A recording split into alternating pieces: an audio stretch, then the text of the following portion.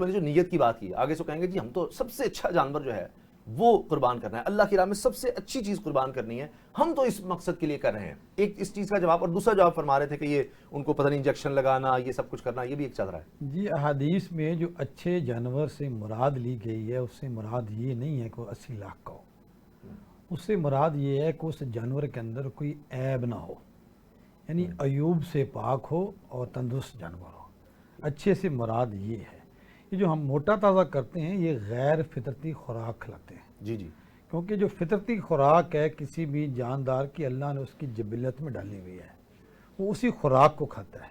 جب اس کو غیر فطرتی خوراک دیتے ہیں، دیسی گھی یا بادام، تو اس سے اس کے گوشت کی لذت میں کوئی فرق نہیں پڑتا، صرف فیٹس اکٹھے ہوتے ہیں، اور وہ فیٹ جب انسان کھائیں گے تو انسانوں کے لیے بھی نقصان دہ ہوں گے. جانوروں کی فطرتی خوراک جو ہے وہ وہی ہے جسے ہم گھاس کہتے ہیں یا چارہ کہہ دیتے ہیں. اس کے علاوہ ہم کچھ بنڈا وغیرہ چوکر یوز کرتے ہیں، یہ فطرتی خوراک ہے، اور جانور اسی سے تندرست ہوتا ہے. یہ جو جس طرح یہ بنایا جاتا ہے، زہیب صاحب چونکہ منڈیوں میں جاتے رہتے ہیں، یہ جیسے بتا رہے تھے کہ وہ چلنے کے قابل نہیں ہوتے، وہ بیمار ہوتے ہیں. اس طرح انسان کا موٹاپا ایک بیماری ہے، اسی طرح جانور کا اپنی نیچرل حدود سے باہر نکل جانا وہ بھی ایک بیماری ہے.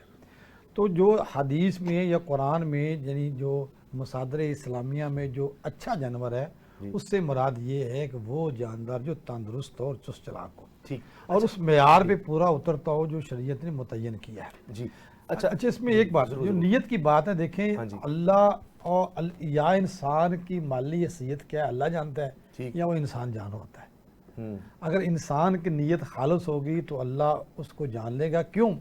شریعت میں ہے، حدیث میں آیا ہے کہ اللہ تعالیٰ آپ سے یہ سوال کرے گا کہ آپ نے یہ مال جو میں نے تجھے حلال طریقے سے دیا تھا اس کو کہاں خرچ کیا آپ نے. یعنی جو مال دیا جا رہا ہے اس کو خرچ کرنے کے بارے میں بھی سوال ہوگا. اور شریعت نے کہا ہے فی اموالہم حق للسائل والمحروم، کہ ہر شخص کے مال کے اندر محروم اور سائل کا حق ہے. تو سائل اور محروم کا حق یہ ہے کہ شریعت نے کہا ہے کہ کھاؤ، کھلاؤ اور صدقہ کرو. یعنی خود گوشت کھاؤ، اپنے دوست احباب کو کھلاؤ اور صدقہ کرو. تو اس نیت کے ساتھ ہونا چاہیے. جیسے ہی آپ کی نیت بدلے گی اور اس میں نمود و نمائش یا سجاوٹ آ جائے گی یا بناوٹ آ جائے گی، آپ کی قربانی ضائع ہو جائے گی.